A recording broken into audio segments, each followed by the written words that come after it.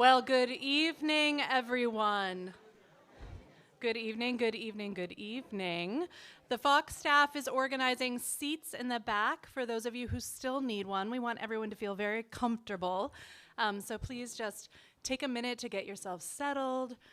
We're so thrilled to welcome all of you here tonight to our February FAWC Friday event, Ebb and Flow. It is awesome to gather together on such a cold evening in celebration of new creative connections. My name is Sharon Poley, and I am the Executive Director of the Fine Arts Work Center. And thank you. Throughout tonight, we are so delighted to be activating spaces all across the Work Center with music, art, book, foods, and conversation. There are schedules in the back for those of you curious to hear what the event flow is going to be tonight. A very special welcome to all of our 2022-2023 fellows who join us here tonight. And an enormous thank you to the FAWC staff who worked so hard to make all of this possible. David, Naya, Msaki, Laura, Bob, Jerome, Jennifer, and so many more. Tonight we are truly honored to welcome acclaimed visiting guests, visual artist Tomashi Jackson and writer Elizabeth McCracken and past fellow. Following their presentations, Tomashi and Elizabeth have generously agreed to engage in a moderated audience Q&A, and we thank them for that. After the formal artist talk and reading, we invite you to visit the Hudson D. Walker Gallery for a special exhibition featuring the Center for Coastal Studies. Yes, there's more. Many of you in this room know the Center for Coastal Studies is a nonprofit organization here in Provincetown dedicated to marine and coastal research, education, and marine animal rescue. Tonight's multimedia interactive installation showcases objects, images, and ideas from several CCS programs, as well as work by CCS artist in residence, Mark Adams. I knew there was a reason all of you were here tonight. This show is an invitation to all of us to consider how interactions between art and science can help us to understand and protect the natural environment. Special thanks to the entire Center for Coastal Studies team, so brilliantly led by my dear friend and colleague, Dr. Sarah Oktay. From 7:30 to 9 tonight, we know it's very cold, but we hope you will visit some of our fellows for open studios. All spaces that are open around campus are marked with a banner, and we invite you to visit. And of course, Vicky Tomeko will be doing a printmaking activity in the printmaking studio, so don't miss that. Before we kick off, I really just want to thank you all for coming tonight and supporting the Fine Arts Work Center. You make our work possible, and we are really honored and humbled to have your support. Special thanks as well to our partner, Delicious Living Nutrition. Oh my God, that was so good. For the beautiful spread this evening. And DJ Sam Sewell, who you'll hear later tonight. And of course, our wonderful partner and local independent bookseller, East End Books. Thank you, Jeff and team. So one final thought before we dig in. I want to recognize that COVID and other winter illnesses are still a concern to many of us. So we do have masks in the back for those of you who would feel more comfortable as we care for one another. So it's my pleasure now to invite our 2022-2023 fellow, Blake Daniels, to the stage to introduce our first very special guest. Thank you, Blake.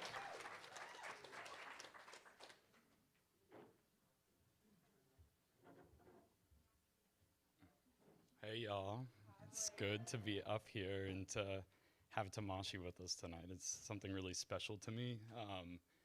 So yeah, my name's Blake, and I kind of wanted to just open up this introduction. First talking about something that maybe seems obvious with visual artists, but I think is something that we don't actually address a lot in our work, and it's just the act of looking and the act of seeing. For me, that's something not with the eyes or with visuals, but it's actually something like in the body. It's something about how we feel each other, how we feel space around us, and how we engage with it, and how we bring it into a world, and we bring about what isn't always obviously there, but is so present in kind of our lives and realities. I wrote here a little note, just like a sensitivity to observe and give form to what it's not immediately apparent. And I bring that up as like an introduction because I want to talk about how me and Tomashi met, which wasn't in grad school. It wasn't in the kind of normal conventional ways. I actually was working as an art handler in New York City and was working the day that I installed Tomashi's show at Tilton Gallery in 2019. And I don't know if Tomashi knows this, but it was a very tough point in my life. 2019 was a hard year for me, and I was struggling. I was at a point where I was getting ready to kind of walk away from painting for a while and to step off and reassess just where I was. I was pretty recent in New York, and it was a tough landing in there. And in that time installing Time Out of Mind, the show that opened in Tilton in 2019, Tomashi just saw me in a way I hadn't been seen in a long time. Saw me in a way that wasn't just about being an artist. It wasn't just about being a painter, just being a person. We talked about stupid things like Dunkin' Donuts being, subtly still maybe the best coffee when you really need it, and playing music, and just trusted me in that space. And this isn't a space that I had dealt with a lot of disrespect in the past, as an art handler, whether that's from galleries or other players. It was not a space at the time that I felt a lot of pride in, working in labor when I wanted to, be in my studio and working in these other spaces. And that trust, that sight, that to be seen and to ebb and flow was profound for me. It was really profound in really subtle ways. And I think why I bring that up is specifically so you can all understand, as Tomashi comes up to share her brilliant work, how that extends beyond the objects and the walls, how that extends beyond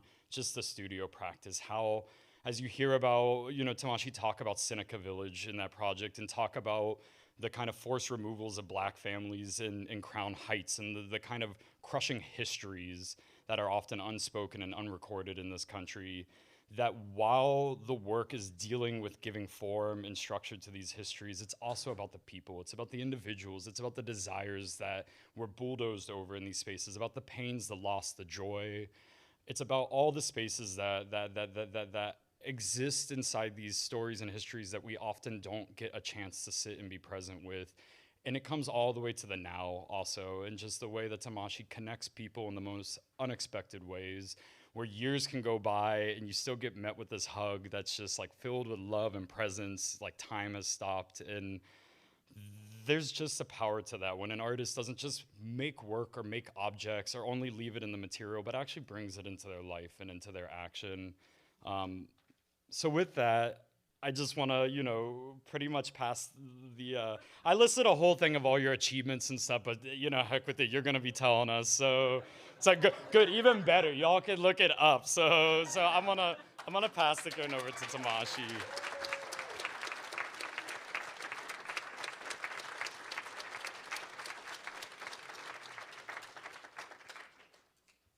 What am I supposed to do with that? Okay, I'm new to needing glasses, so forgive me. Hi everyone, my name is Tomashi, and I'm really honored and humbled to be here, to say the least. Whew, boy, yeah. I'm just an artist. I'm just always have been, and this is one of a cluster of communities that I learned about when I moved to the East Coast to go to school, to my dream school, and to be with people who take art seriously. And I'm just really honored to be here. So let's get to it. So ebb and flow. So I'm just starting with a little video, handheld video from one of my recent solo shows. I had 2 solo shows up at the same time. One at the Neuberger Museum of Art at SUNY Purchase. It was called Slow Jams. 10 years of my video work.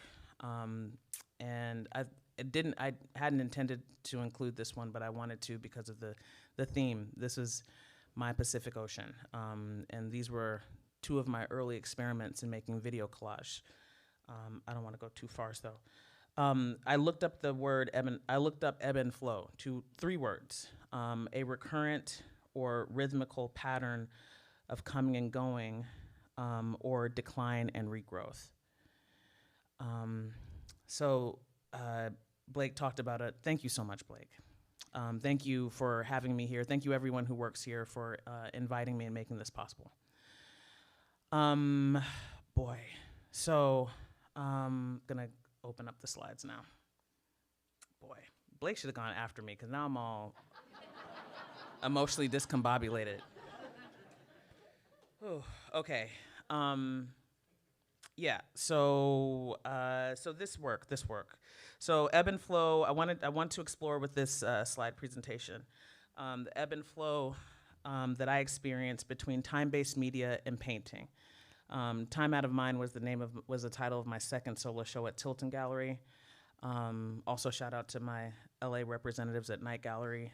I get to be a part of many communities that support the arts, and I'm just eternally grateful for that. Whew. So, time-based media. I taught a class with Sandra Perry and Martha Schnee at Harvard. And what used to be, some of us might be old enough to remember VES, Visual and Environmental Studies. It's now called Art, Film, and Visual Studies. And I was going to be teaching a painting class there, and then at the Carpenter Center, which was really exciting to me. You know, it's Le Corbusier's only North American building, and it's filled with like studios and shops. And I was really fascinated about that when I moved to the East Coast. I'm from California. So I didn't know anything about any of this until I got here. And then COVID happened, and we were in lockdown, and the class went on.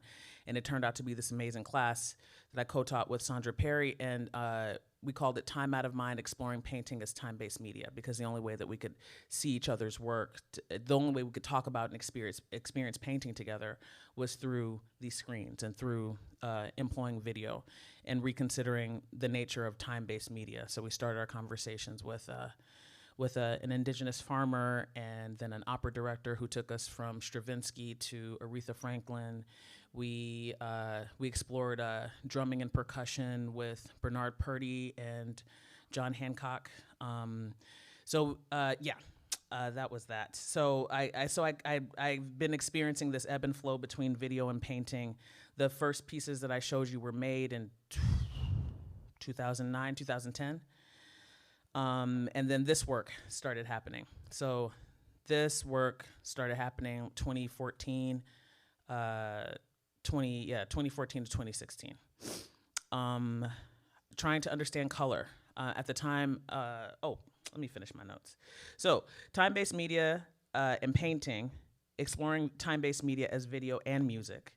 Ebb and flow between historic pasts and the present, where they collapse, where they converge, where we're experiencing deja vu over and over and over again, sometimes in the most horrific and sometimes in the most joyous ways. And then I'm constantly asking questions about public space and private space, like real basic art student stuff, because I've been an art student most of my life. So public space, for me, as defined by public policies that govern labor, education, suffrage, housing, and the belief that investment in the arts and humanities is a matter of public necessity for societal progress. So this work back then was focused on education, and I was researching the Brown v. Board of Education decision, the first one. It was happening at a time when I was really confused about the hyper devaluation of the lives of children of color in public space. So, and at the same time, I was restudying interaction of color as a grown person. You know, like not the first couple of times at like an art school, but like, you know, I was really present. I was really present. It wasn't just assignments. I was really present. And so while I'm reading these court transcripts, these crazy court transcripts that nobody else was checking out of the Yale Law Library because no one else seemed to care. They were dusty, and no one else was checking them out. So I got to keep them for like 2 years. I got to keep these books. But it felt very, very present to me because my best friend is a policy wonk, an education policy wonk, and she had been doing advocacy work with people in Boston to try to save what remained of yellow school bus service, and I was really confused because I was a bus kid, but I never thought anything of it.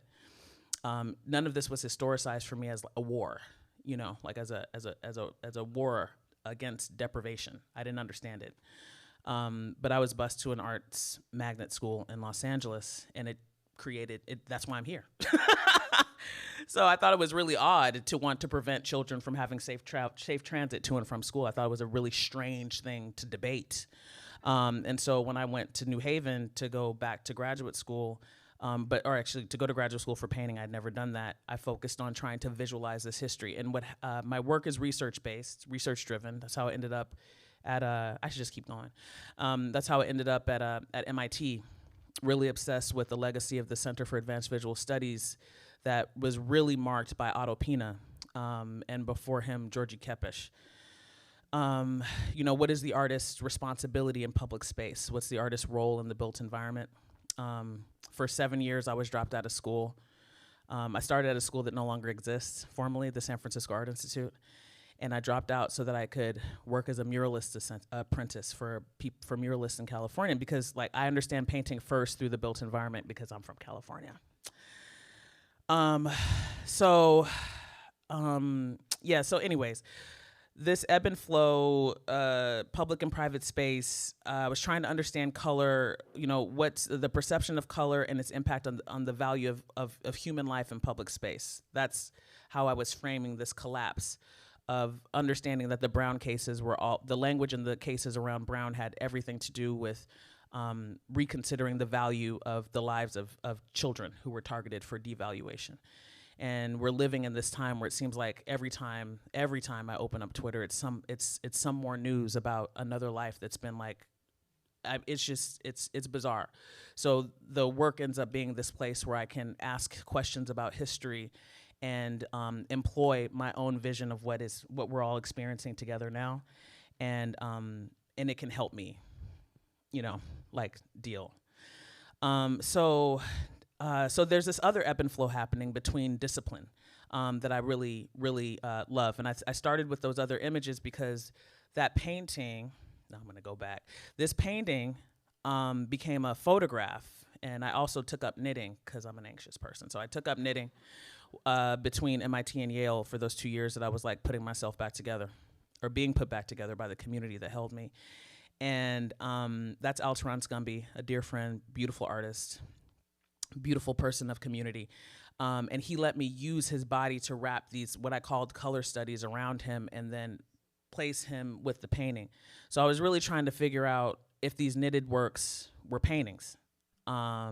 People were telling me, you should open an Etsy store. And I was like, I'm not sure. I'm just not sure.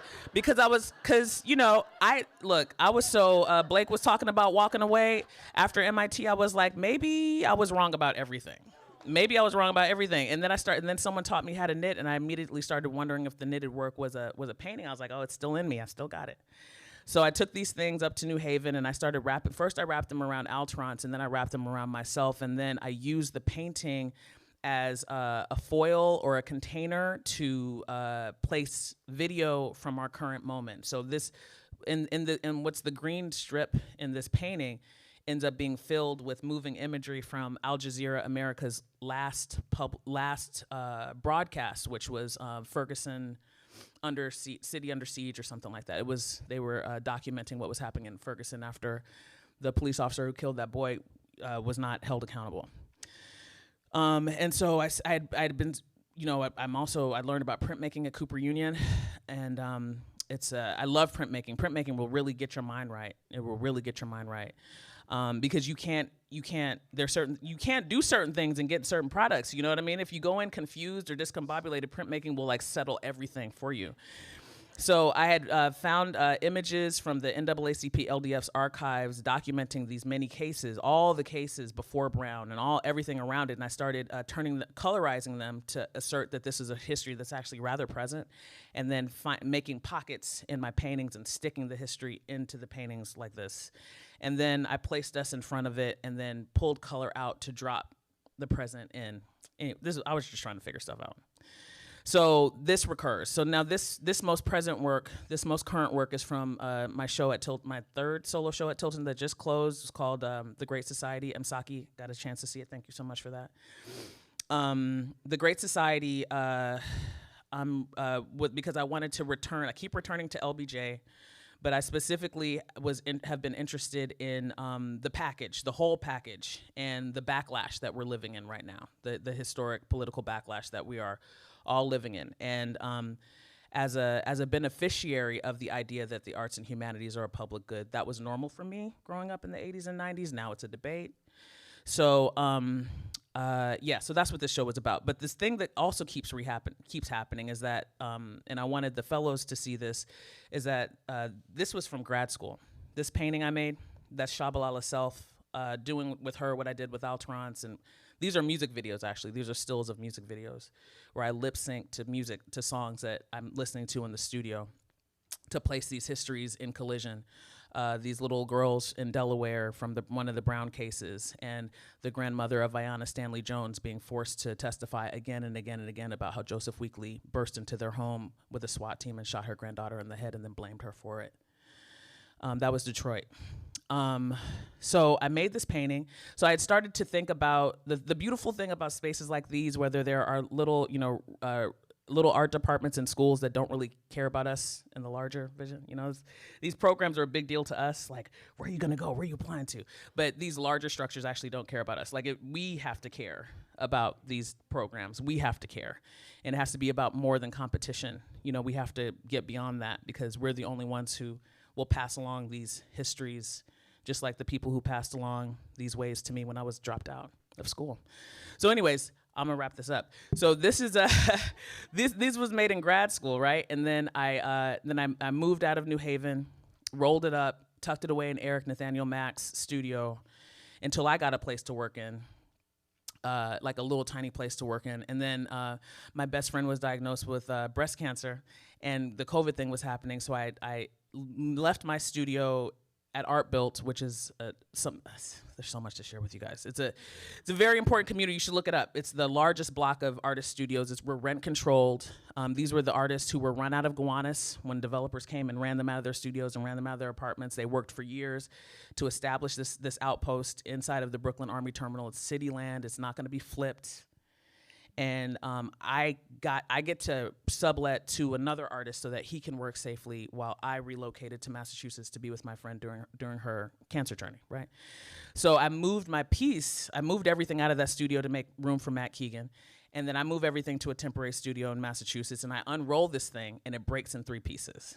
So I called Jennifer Packer, and I was like, I have a bad problem with like not throwing things away. Should I throw this stuff away? And she's like, put me on the video. Just put me on the face. Let me see the painting. And she's like, I'm not saying I know what you should do with it. I don't think you should let it go. So then I bring it to Massachusetts and I reassemble it. What had been this has become this. And then I'm doing research about the Great Society. So I zero in on the audiences that were present with LBJ in the White House before the signing of the Voting Rights Act. And also, I'll show you in a minute, the other audience that was present in, 1965 at University of Michigan when he first formally announced his intentions for the Great Society, as he would go on and spend down all of his brutish political capital to push this package through and not run for president again. And, it's such an interesting history. So I was focused on that audience, and then my best friend showed me this video of Nina Simone performing To Be Young, Gifted, and Black for the first time at Morehouse College in 1969 to a beleaguered audience, like just violence, assassination after assassination after, this is what everybody had been experiencing at the time. This place had only been alive for a year at that point. And the audience's response was just extraordinary to her, just like giving it all. And when I saw that, I was like, oh, these are the first beneficiaries of this proposed Great Society. This is them. These were the survivors. This is the crosshatching that I need to happen. And it goes without saying that when I get to crosshatch, which we learn about the halftone line and the halftone dot in printmaking, you have to isolate the image to be able to push it through a screen. I figured out after a bunch of like knocking my head about that I cannot print on these irregular surfaces that I'm making. I have to paint into them. Oh, what's that? That's in the wrong place. Yeah, that's what that piece looked like back at MIT. Anyways, that's in the wrong place. Anyways, so I have to paint the halftone line into these surfaces, I learned. But, you know, thank God I have a gallery that lets me grow. Because when Blake and I met with Time Out of Mind, I was still trying to figure this out. I hadn't figured out that I needed to return to painting with my hand. So this audience just erupts. Oh my God. It was just so beautiful. You know, she plays To Be Young, Gifted, and Black to a mixed audience at Morehouse College in 1969 for the first time. And she plays so hard that she like literally storms off stage. And then the audience just erupts. And so I concluded that the audiences that I needed to crosshatch were this audience from 1965 at University of Michigan and this audience in 1969 at Morehouse College. So that becomes a Great Society show. And then finally, gosh, I've just been on so many adventures. So one of the cool adventures that I got to go on was in Athens, Greece for the Arc Athens residency, another awesome residency made by artists. So we have to keep making these spaces. You know that, right? Like we're responsible, and we're living in this really bizarre time where arts and humanities being a part of the public good, being a building block of society, is up for debate. Books are being cleared out of libraries in Florida as we speak. Teachers are being threatened with felony crimes for having books in their classrooms. So this library over there, where I was over there getting ready, that you all are going to be a part of, these are sacred. So, you know, once we wiggle out of our insecurities about whether or not we can get into a place like this, we have to then switch into another gear to protect places like this and to keep making the next one. Yeah, I guess that's it. That's the Great Society. It was a good show. And I really enjoyed making these paintings. Oh, that's what I wanted to tell you. So I've been on these adventures. I got invited out to Athens, Greece. I learned there. I saw with my whole body, the Parthenon. And then, you know, as an American, I saw the original image of the place where my people have always sought justice until this generation, the Supreme Court, you know, like what it's modeled after. And then the great people at Arc Athens made it possible for me to go into the mountain quarry where all of the marble is sourced to restore the sacred monuments. And I came home with marble dust after figuring out a way to help FedEx and DHL know that it wasn't drugs. Because I literally this marble dust with my hands into a purse, and I was like, oh, I didn't even think about that. So I started embedding, since my show in Georgia, when I started embedding Georgia red clay into my surfaces, trying to assert some sort of site specificity. You know, I'm always thinking formally about like what our language of painting, what is the landscape, what is figuration, what is abstraction. That's always like bubbling under my surface. This marble dust came from the Ewell Marble Quarry. My first survey show is going to be at the MCA Denver in the summertime, and I got to spend the summer out there. And I was taken by my curator, because curators can be dope. You know, like all of us inside of this ecosystem matter. We have to resist the urge to be oppositional. You know, like I can't stand curators or blah blah blah. You know, like we need each other. So my curator happens to be awesome, and she took me all the way out to Marble, Colorado. Yes, Marble, Colorado. Into the Ewell Mountain Quarry that's now owned by a company called Red Graniti, and they were very, very kind, and they packed up 3 huge, was not a purse, they packed up 3 huge buckets of marble dust because no one else is asking for it, and sent it to me in Massachusetts, and I embedded it into these surfaces. So this is the marble. This is the same marble that comes from the mountain where the Lincoln Memorial, sorry, that is so out of place, where the Lincoln Memorial came from, is embedded in all of these surfaces. So, you know, like with my materials are chosen with very intentionally to just keep reasserting the monumentality of the histories that we're a part of, even right now. I think I should stop. Thanks for letting me share.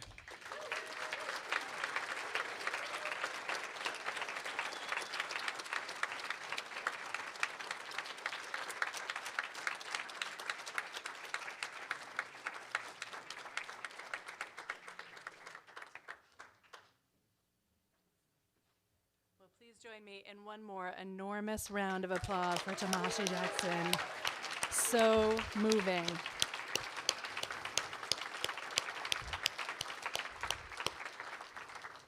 Well, now it's my great pleasure to invite our writing fellow, Willie Fitzgerald, up to the stage to introduce our next very special guest tonight. Thank you.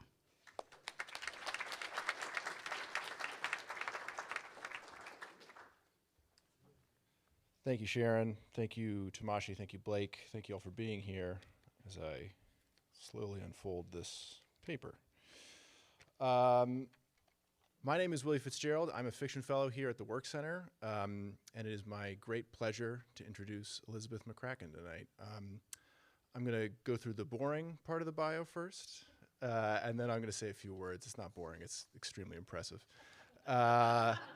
Elizabeth McCracken, she's the author of 8 books. Here's Your Hat, What's Your Hurry, which is my dad's favorite phrase.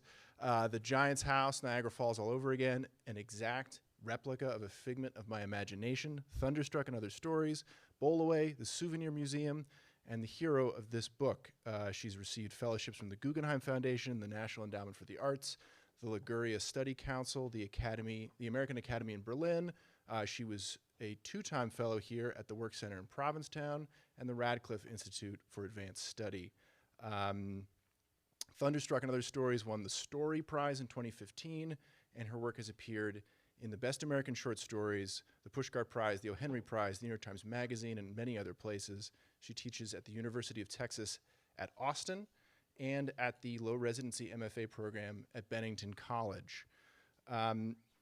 So most recently, Elizabeth published the hero of this book, which is available for sale in the back there. This is a memoir that is not a memoir. It is a novel that is not a novel about a woman who both is and is not her mother. If that's confusing, I invite you to take it up with her. I believe the technical term for a book like this is extremely fucking good. About a third of the way in, the narrator, who both is and is not Elizabeth McCracken, offers this aside. Can writing be taught? Not by me. As someone who studied under Elizabeth in grad school, I must respectfully disagree. Sometimes in workshops, she'd preface her feedback on a story with something like, here's what I think about fiction, today at least. Other times, she'd draw a squiggle under a stretch of tedious lyricism and write simply, sounds good. What's it mean? Like any great artist, she is more curious than dogmatic, and like any great teacher, she is happy to call you on your bullshit. One of the things we studied together was short novels, the sorts of books that might be read in a single afternoon, but lodge deep in the folds of one's brain. She'd say of a book she loved, this one is exactly in my key.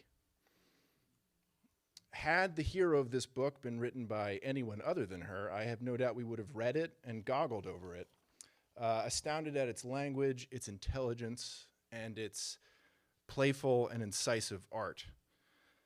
But of course, Elizabeth did write it because only she could. This book, like all of her books, feels animated by a particular, there's really no other word for it, McCrackenishness. She loves things, tchotchkes, dusty coins pulled from heating vents, shoes, zany reading glasses, old newspapers. She does not love people. Wait, I lost my plate. She does not love people writ large. It's an important clarification. She does not love people writ large, but she fiercely loves individuals. She is one of the more generous misanthropes I know. Whether it's a love story about an 8-foot-tall 8th grader or a moving portrait of a funny, fierce, and thoroughly remarkable woman, McCracken writes in a key entirely her own. We're very lucky to hear it. Please welcome Elizabeth McCracken.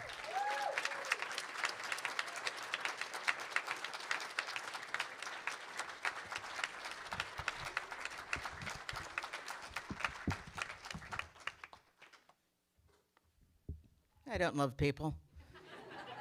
I really sort of feel like following Blake, Tomashi, and Willie, I should probably go home. And home is 6 fish burn up, which is right over there, which I understand Willie is living in now, but is the place where I wrote a huge portion of my first 3 books. My story collection, my first year here, the first draft of my first novel, my second, and then a lot of my third book on returning residencies, which they weren't called then. They were just called, you want to rent a place for cheap in Provincetown for a week? You can. And I was worried that I would never write anything away from that wonderful, weird little apartment. And it's amazing to have heard Tomashi talk about her work and to talk about community, because the fact is I really don't like people as a group. And yet to be here at the Fine Arts Work Center, which meant so much to me, my friends who I made here, both fellows and people in Provincetown, were so important to me. And I feel like there are people in the room now who I've known sort of from every aspect of my life. I mean, one of the reasons to teach is so that you get to be on the ground floor of, I got to read Willie Fitzgerald's work really early in his career. And I'll be bragging about that unpleasantly for decades to come. And then your students get to be friends. And my friend Rob Phelps is here, who was my college roommate. And we met in a writing class and became important to each other because our work was important to each other when we were incredibly young. And he's here with his husband, Jim Dalgleish, I went to their wedding in Provincetown. When was it? Like 19 years ago? You guys, you know Jim. You keep track of these things.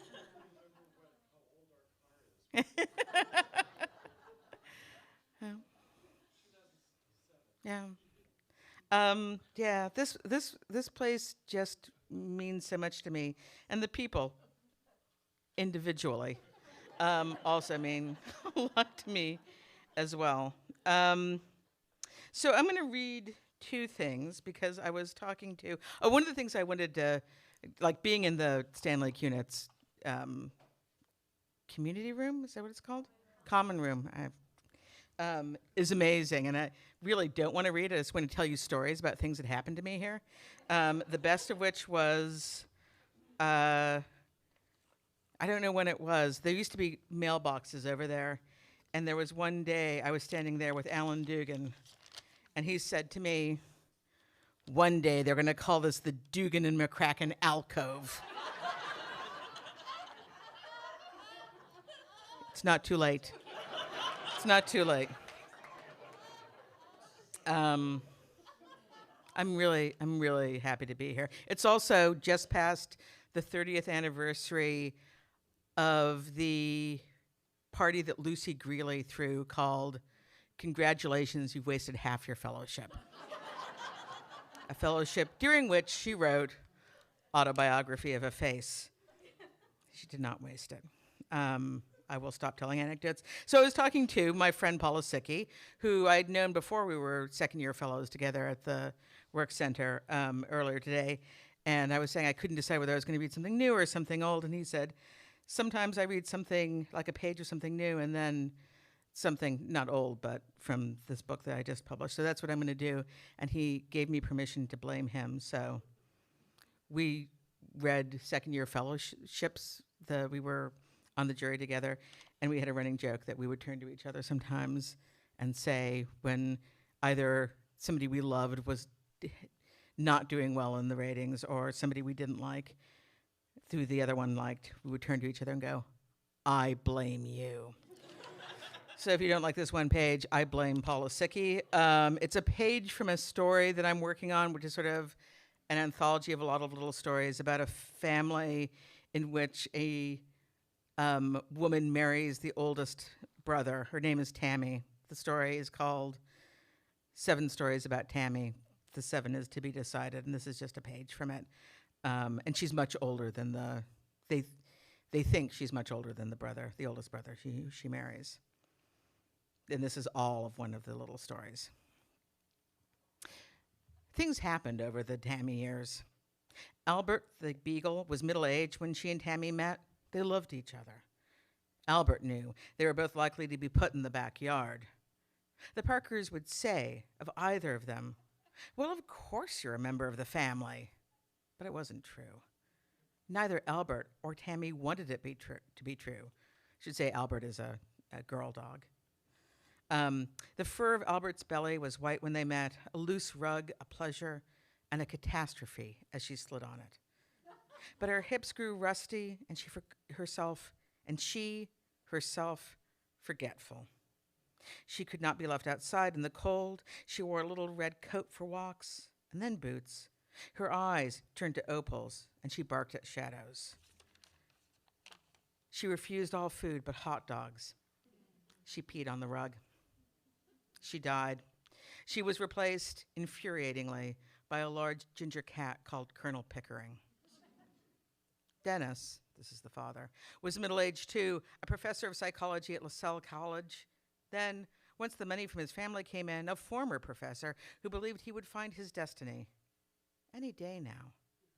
Perhaps he was meant to be an actor, or a playwright, or meant to read books about self-actualization and become... No, he hated those books, so he would write one. He had a heart attack and reformed all his bad habits for 6 months. One of his retinas detached, and he had surgery to fix it, and the doctors put a bubble of gas in his eye, which meant he had to keep his head parallel to the ground while the eye healed. He drank red wine through a straw and listened to talk radio so he could disagree with it, he told his wife, though she suspected that he didn't. One spring in 2003, his children asked him about a living will, and the old man waved the notion away and said, "I mean, I don't want to be a vegetable, but anything short of that." What did that mean? What's short of a vegetable? Anyhow, said Victoria, I don't think you're supposed to use that phrase anymore. To avoid offending carrots, no doubt, said Tammy, who is one of those people offended by people who told her she was offensive. Offensiveness was one of life's reliable pleasures. You couldn't make someone love you. Some people refused to be frightened, but everybody, if you worked with wit and a scalpel, could have their feelings hurt.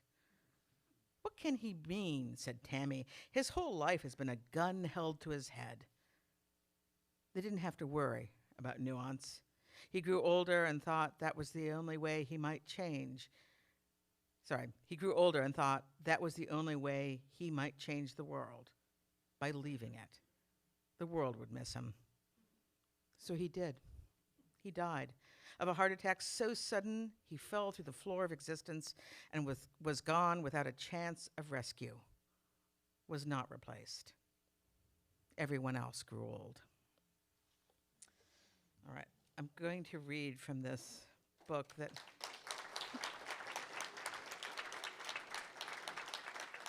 It's so nice.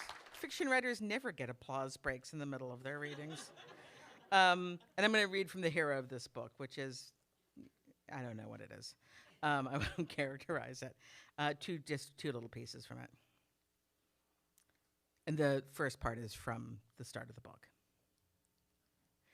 This was the summer before the world stopped. We thought it was pretty bad, though in retrospect, there was joy to be found. Above-ground monsters were everywhere with terrible hair and red neckties.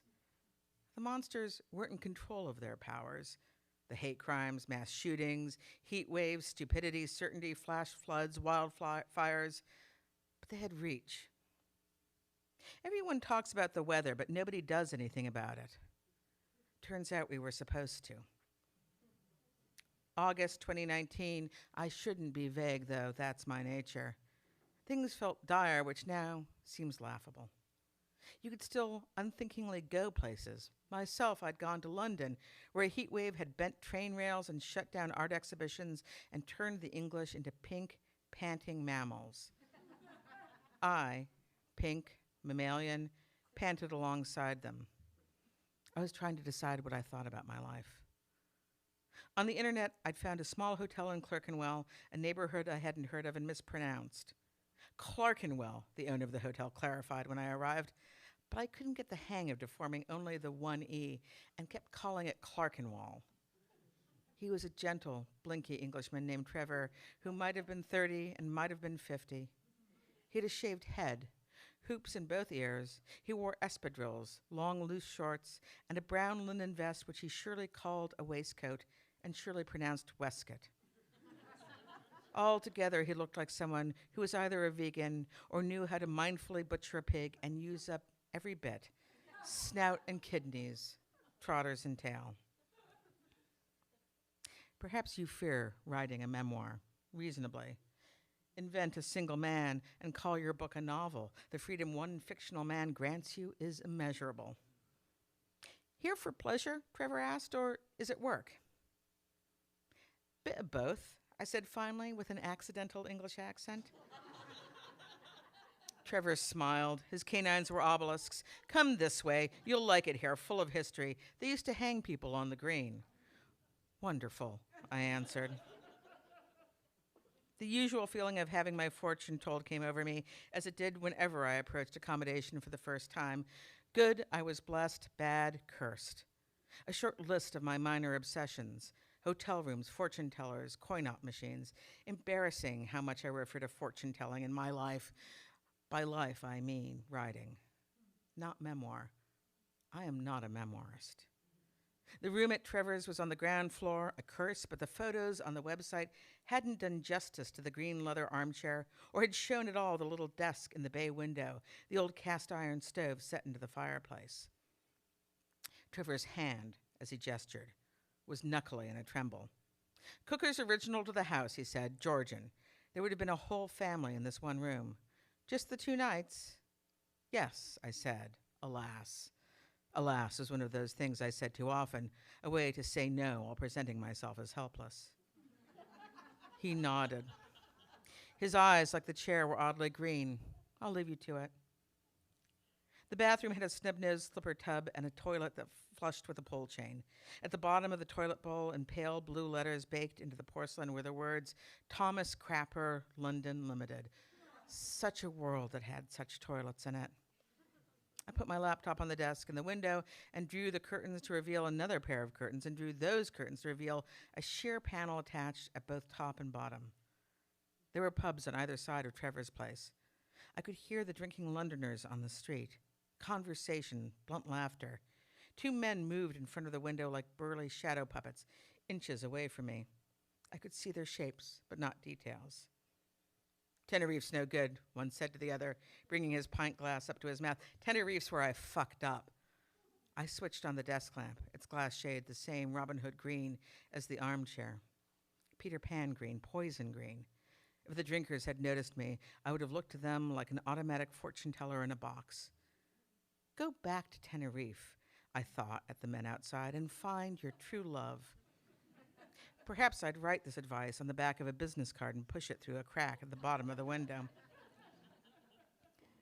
Never give up your metaphoric bad habits the way your obsessions make themselves visible in your words. Tell yourself that one day a scholar will write a paper on them, an X-ray of your psyche with all your quirks visible like breaks in bones, both healed and fresh. I took out the burner phone I owned for international travel and set it turned on my desk so I wouldn't be woken up by a middle-of-the-night text from America. The one person who might need me, the simmering emergency and joy of the past few years, my mother, was 10 months dead.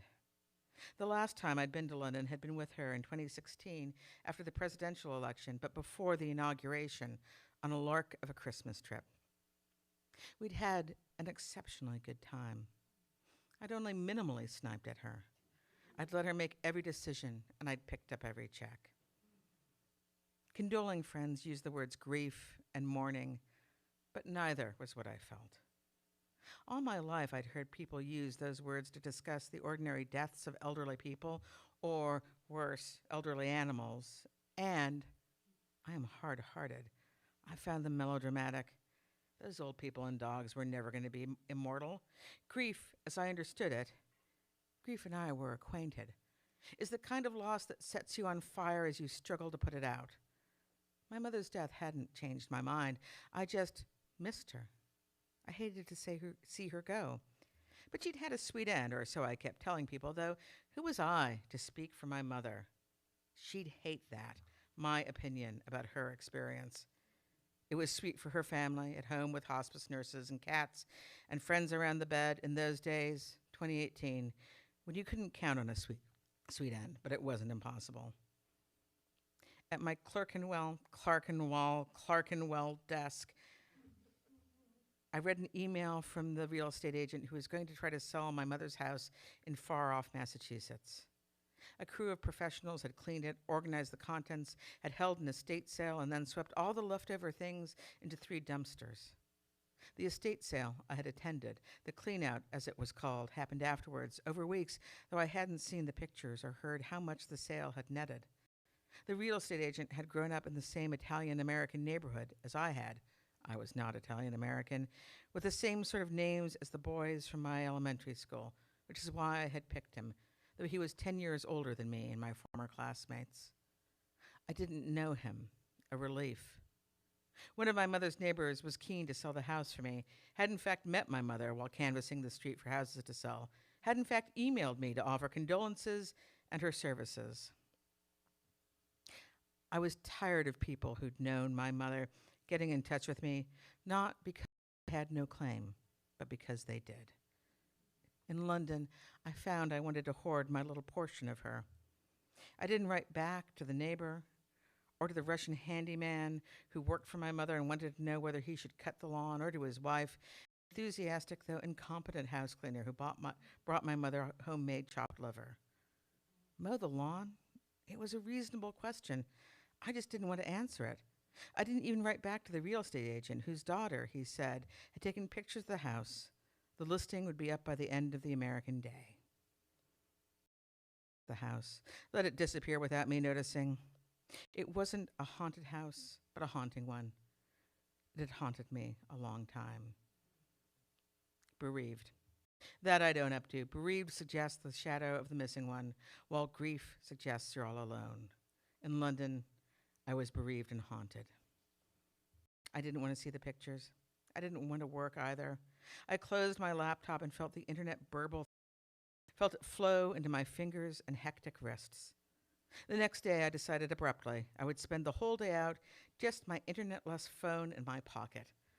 I would let the city fill my whole head, and I would be a person at the possibility of offered love and receive it, never unalloyed. Perhaps only fool's love, shining like the real thing, which was sometimes good enough even if it didn't last so long. The thrill of finding fool's love was still a thrill. I'm cutting a little bit here. The internet, or my relationship to it, had become a sixth sense, a shitty one, a power I used to divine things, sure, but also a prickling sensation in my organs. There's information out there, better find it. The monsters, too, whose power lived in the way they convinced you that you could defeat them with words they'd never read. As for myself, I didn't believe in hell or an afterworld of any sort. What netherworld could be more nether than this one? I believed the afterlife was, as an atheist might tell a child curious about heaven, the memories of other people. How my mother would have hated that. To cede control to other people's brains when her own brain was what she trusted. Still, she loved being thought about. You know, said the man on the other side of the window, the one who'd fucked up in Tenerife. That's how it is. Do you know what I mean? Yeah. But do you know what I mean? My mother distrusted memoirs, and I wasn't interested in the autobiographical, and for a long time that. But writers change, even if mothers don't. Mothers change plenty. Don't trust a writer who gives out advice. Writers are suckers for pretty turns of phrase with only the ring of truth. Then I'm going to read a tiny bit from later on. And all that you need to know about this is the line before this was, I kept walking.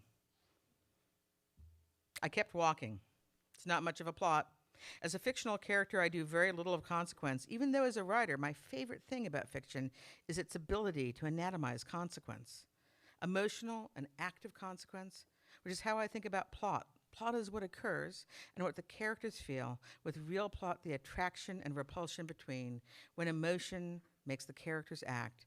An event makes the characters feel. I don't like writers as characters in fiction. The action feels false. Any action would. Fictional writers go on trips instead of droning on about the work of writing and how hard it is and how you have to write every day and the misery. And here's a tip for thinking about structure and how nobody would voluntarily choose this work if they were good at anything else.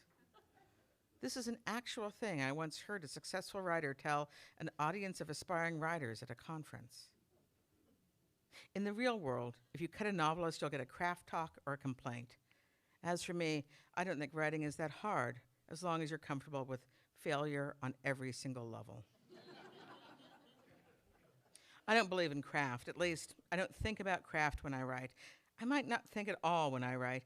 Might not do anything on purpose. Must be nice not to have to work for a living, my mother would say to me in those rare periods, and I supported myself only with writing. She'd be so happy. I mean, it's a novel, not... In writing, I am not good at often means I am not interested in, and vice versa. I used to not believe in plot because I wasn't interested. All my plots were about time. Is this the equivalent of the Academy playing me off?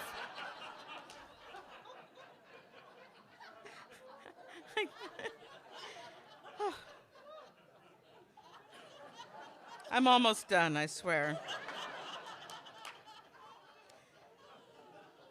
Nothing wrong with time as plot. A character is born and is on their way to death, and here's everything between. I wish I could write a book like this about my mother, David Copperfield, except Jewish and disabled and female and an American wiseacre, but there's too much I don't know, and I can't bear to make up. Even now, I can only tell you what plot isn't.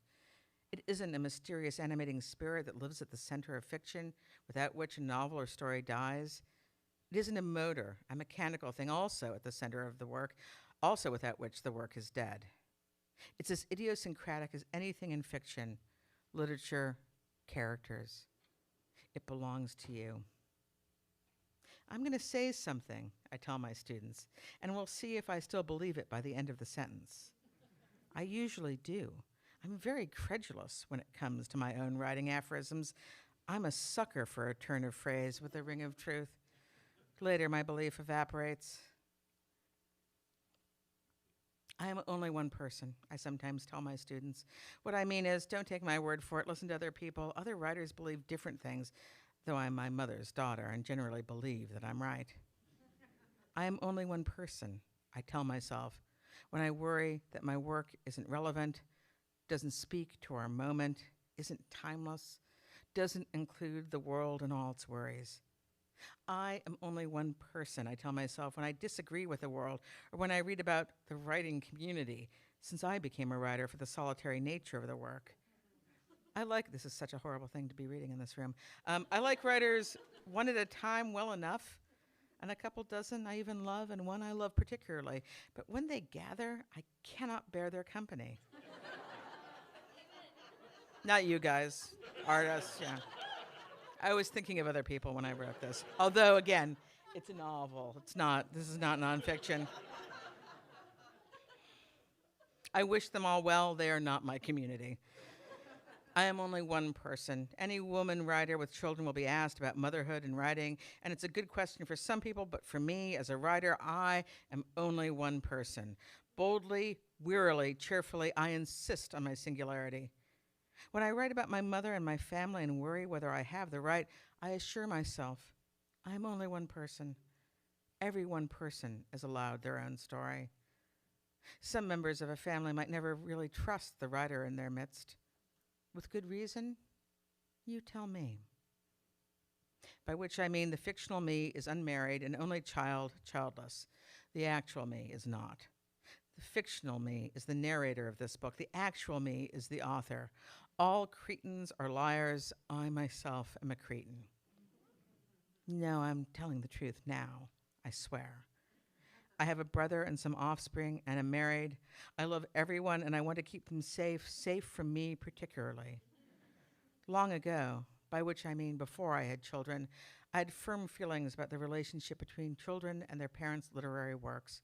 I would read memoirs and primly think, but what will your children think when they read that? Back then, I thought the duty of a parent was to remain a mysterious monolith of love and care. I no longer do. It's impossible one way or the other, but I have left my living family out. When people said to me, you should write about your parents, I always said, not when they're alive, not because they were awful, they were wonderful, but because they were odd and extraordinarily private, and I didn't feel I could write about them with any kind of honesty, a necessity, even especially in fiction, if I knew they were going to read it. Sometimes I wonder what I might have written about my parents earlier, when they were younger and alive, and I was young myself. What I might have understood more deeply, because I had translated it into words the only way I have understood anything in my life. The things I might have been mad at, or wasn't bothered by then and only got mad at later. All the things I've forgotten, moments of love, bitterness, turns of phrase used only once, facts, confessions. You could have written it all down just for yourself, a non-writer might say. Impossible. No, I had to wait, but I regret it too. Why impossible? Because for a writer, the proper end of a book is publication. I've written several books that haven't been published. Not my aim. 2 of them I wrote without enough forethought, with characters whose souls were goldfish, harmless, picturesque. 2 my editor at the time turned down after years of work, which were like ships going down. For some years, I felt ashamed at the failure of these novels and didn't talk about them. Now I don't, and I do. But those books trouble me. An unpublished book is an ungrounded wire. No book I've published troubles me. I don't claim this is a sign of good character. I'm an appalling show-off, lifelong, a form of self-protection. I am an animal that puffs up and changes color, so you'll notice that instead of my true form. I learned this from my mother, the extrovert, who knew that people will gawk, and so all you can do is hope to misdirect them. There are no agreed-upon safety precautions for writing. Unlike some pursuits, if you hurt yourself, it's a sign that you're doing it right. Beginners are much more likely to emerge from the process unscathed because they're not inclined to scathe themselves. Few of us are naturals at it. Why do I write? To try to get the human beings, Why do I write? To try to get human beings on a page without the use of vivisection or preservatives or a spiritualist's props, to make them seem lively still. As a writer, I claim to be modest, but I have delusions of grandeur. I call them delusions in order to sound modest. Thank you.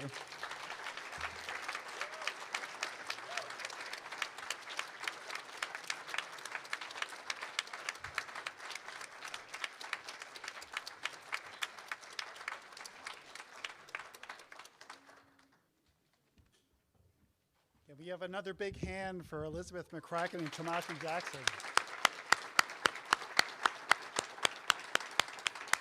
Thank you so much. We're going to do a little Q&A with you all, and I'm going to start off with a question for Tomashi.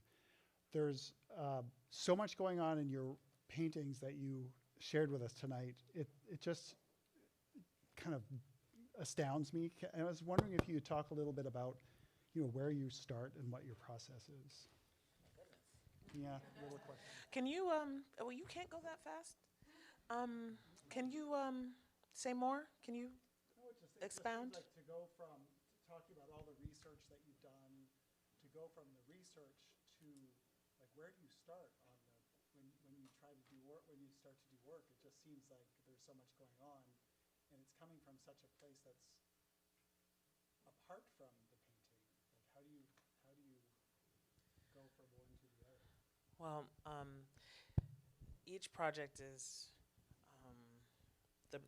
they've not all been the same, but my opportunities to be in studios that are not my bedroom, because most of the time, I'll work wherever I can, but the opportunities that have come from having space dedicated to me learning how to how to be in a studio by myself have made it so like I've learned that I need to line my walls like Dexter with plastic. Um, for example, because I learned from trying to assemble pieces together, to fuse things together, to laminate things together onto bare walls. When I try to get it off the wall comes with it. So I learned that, and so so there are certain things that I know now that I need to start with in a space, like covering everything with plastic, and making sure I have enough push pins. Depending on the nature of the adventure, I like to use materials that I can source from a place. When I made a project focused on the East End of Long Island, I went up and down the island looking for fabrics, visiting what are they called, upholstery shops that still exist, and taking their samples and stuff. Like I try to build the surface out of things that are from the place that I'm looking at, if I can. And I don't know, this might have been like an old, very old, it's not just insecurity. It was just a very, very old desire of mine to participate in art history. I remember being a child, when I was a child in Los Angeles, we lived in a very culturally mixed neighborhood, and there were elder Korean carpenters who lived next door to us, and my mother let them use our garage as their workshop. And they would like kick down like wood scraps to me. And I remember thinking back then, how can I make something that doesn't already exist? There's so much great art in the world, like how can I make something that is not just on canvas or on linen or whatever? And these are ideas that got to germinate because I went to a public arts high school. And so I've been taught by working artists, or people who understood themselves as artists and people who understood me as an artist, since I was a child. So we were looking at all of these historic artists, I don't know, for forever, and I was just wondering, like, well, what do I have to contribute to this? I better make something that doesn't otherwise exist. I better make something that literally does not exist anywhere else in this surface. But then it makes a problem for me that I have this irregular surface that I can't print on. So it brought me back to painting. Thanks.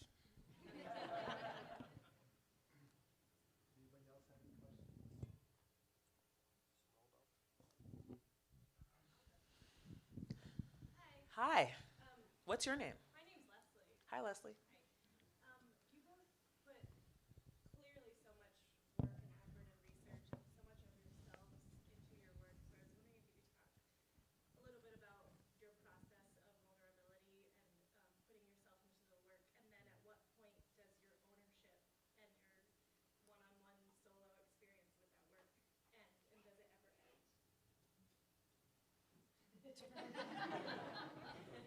Thanks.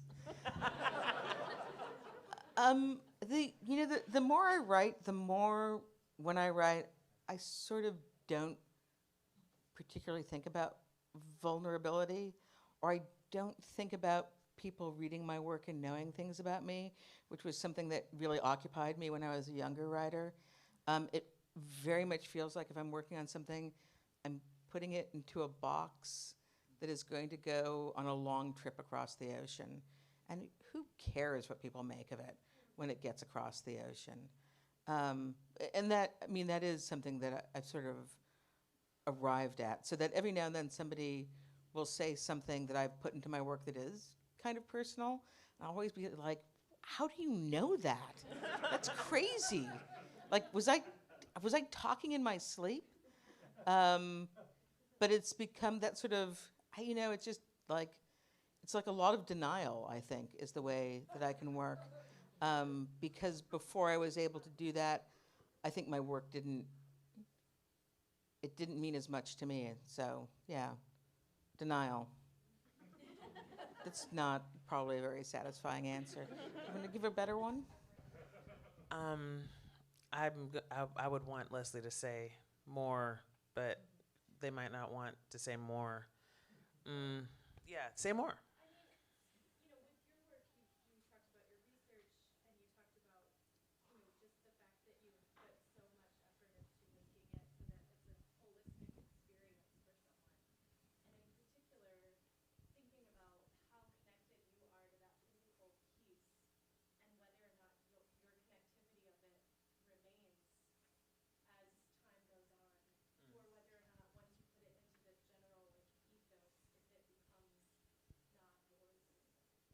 Yeah, they are literally not mine anymore. And that's it's also not a super new experience because I started selling my work to my classmates when I was like 7.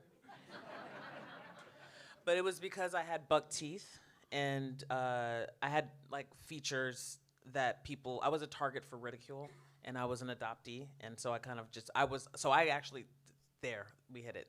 Vulnerability. Yeah, I grew up feeling very exposed outside of my neighborhood or outside of the protective bubble of my family. But my abilities protected me. And then I found that I could use them to make people stop being so mean to me because I could do something that they couldn't do.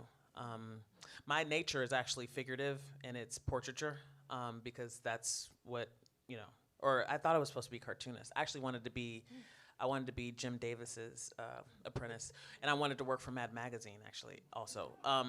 But I could draw, and I could do things that would like stop certain behaviors. But shit, sorry. Ooh, yeah. Oh yeah. So I've been selling. So then I started selling the work because I wanted to make them pay. But I also knew that I needed representation back then, that somebody else should be handling that for me. So now it's now museums own the work and collectors own the work. And so sometimes I'll go and visit the work at a museum or something, and it's not mine. It's not mine. I saw a piece at LA MoCA. They were the first to collect one of my works, and something was amiss, and I immediately moved to touch it. And guards will come up on me. I'm like, but I made it. That's not the way it's supposed to be. So I have to like talk to people, conservators to gain access, whatever. They don't belong to me anymore. They have their own life, which is good. I don't have any children. So I kind of feel like the work that they're my creative contribution to the world, and they need to have their own legs. And I feel like the work is getting stronger.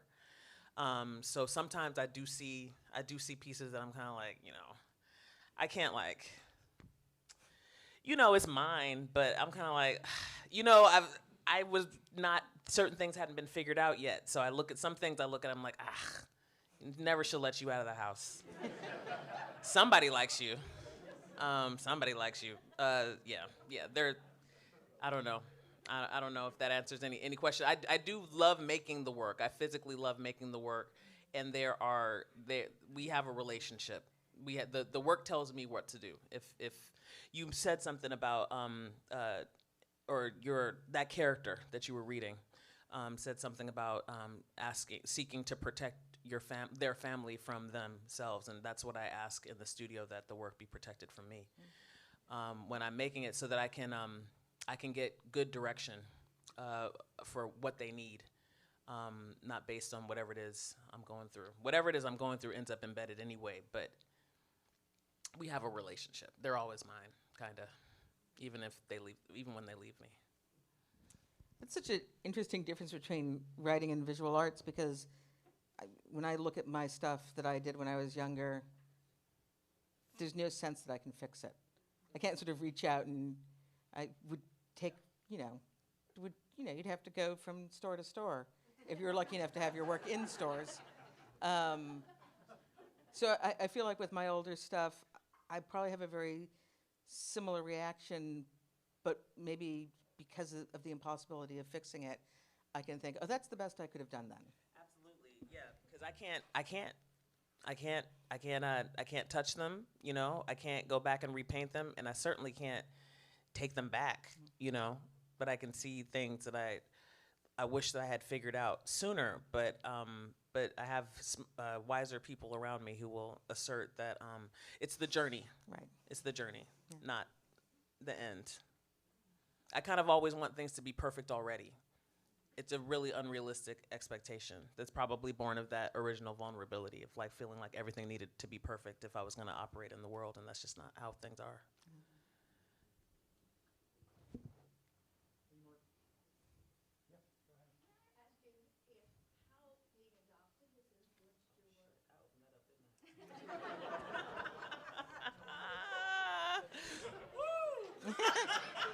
I can't answer this one, so He's like, what, are you listening to me in my sleep? No, I did that. I don't know. Are you adopted? Yeah. What do you think? How's it going for you?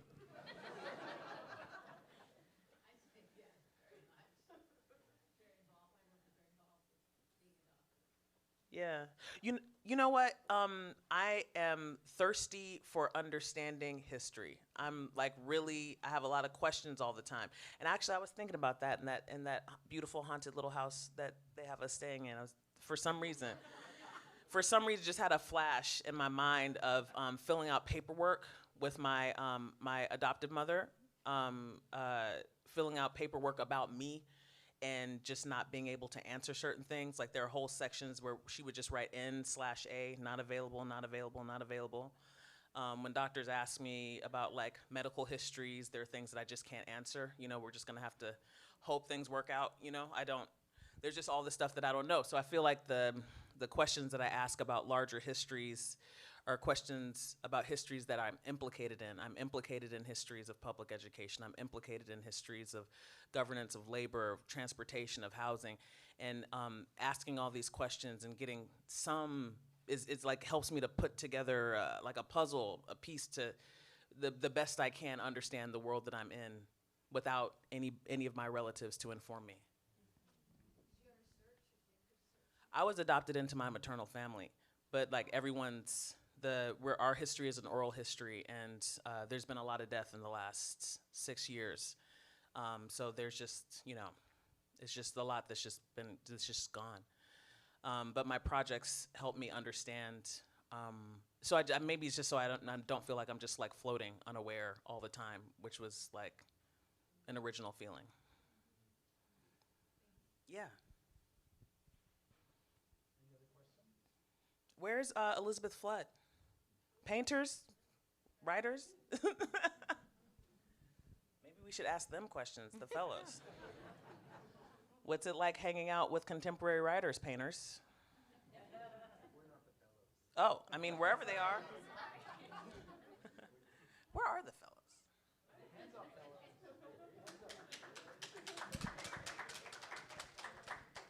Yeah, do the fellows have any questions before we go party down? We do. Hey, Elizabeth Flood. I did. Hi, thank you both so much. I'm Liz, and my question for Tomashi,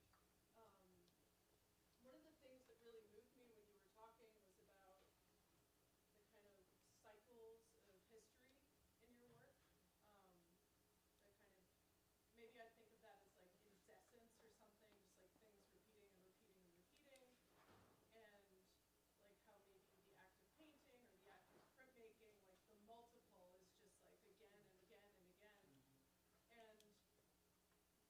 I don't know, I'm trying to figure out what my question is, but like times empowering and through this like repetitive practice, you mentioned that it kind of helps you make sense of things, and maybe it's a kind of act of healing or something, but I don't know, I guess I'd just be curious to hear you talk a little bit more about that. Like, what is that kind of relationship between those cycles of history repeating themselves and the sort of cycles within your own practice, and how you see those kind of overlapping with each other?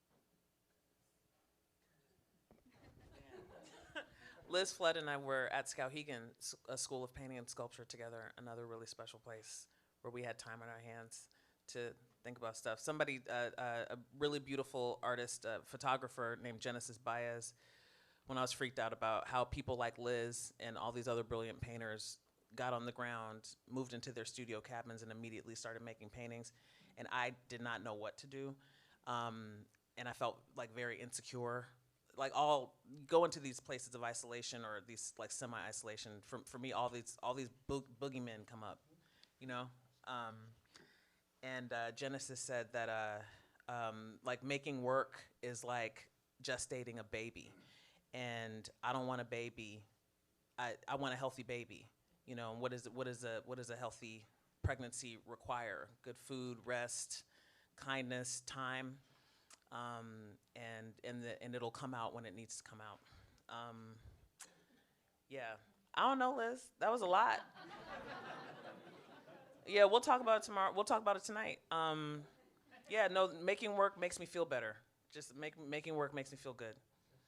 It just physically makes me feel good. I'm healthier when I'm climbing ladders. Just making work makes me feel better. It's what I'm here to do, is work. What about you? How do you feel making work? Crabby. No, I That was really. beautiful. What you read was really beautiful. I'm gonna buy the book now. I wasn't gonna buy the book. I'm gonna buy 2 copies because I don't want her stealing mine. 2 sales. That's Yeah. awesome. Cha-ching, cha-ching. I do feel that way about work, though, and the older I get, the more important it seems to me that any anxiety I have about the work or about life, that work for me is the universal solvent. And I often think, Willie has heard me say this, that I don't tell my students whom I love that they're talented anymore, because I read a study about child rearing that says you don't tell your children that they're smart or that they're talented, because it makes them feel like they can disprove that by doing something. But if you praise their effort and their ability to work, then it's good for them. And I feel like that's true for all artists, that it's not useful to think of ourselves as being talented or smart, but that if you think of yourself as the person who can write, and I have to say that's the greatest thing that happened to me in terms of work was I came to the Fine Arts Work Center and I became friends with Ann Patchett, who is one of the hardest working writers in the world, and I understood, as a fundamentally lazy person, if I screwed it up and didn't get work done, I couldn't be her, she wouldn't be my friend. I mean, she would have been, but it would have been a more pitying kind of relationship. And I really feel like I learned to work here and to have that sort of sense of going, oh, it makes me feel better to get things done. And it solves other issues. And I don't end up thinking all of it is good. I don't end up sending everything I've done out into the world. But none of it is wasted. It's all incredibly useful.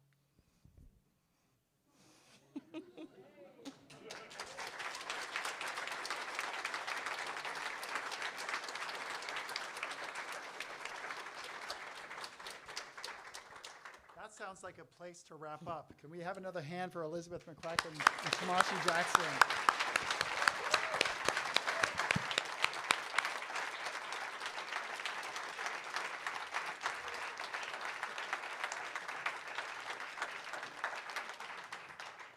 But don't think you're going home. Because we have Vicki Tomeko is going to be doing a print shop activity over in our print shop, which you can get to inside. You don't have to go outside. We're going to have a number of fellows' studios open for studio visits, and they are marked by the banners above the doors. We welcome you to visit those studios. And Center for Coastal Studies and Mark Adams have a tremendous amount of really interesting and beautiful stuff going on in our gallery, so be sure to check that out. And do come back next Friday, because we're going to be kicking off our fellow celebrations where they'll be showing their work and sharing their work. Next Friday, here we have poet Hannah Perrin King, fiction writer Willie Fitzgerald, who you heard from earlier, visual artist Peter Paul Pothoven, and Blake Daniels, who you also come back and see all their work. And thanks again to Elizabeth and Tomashi.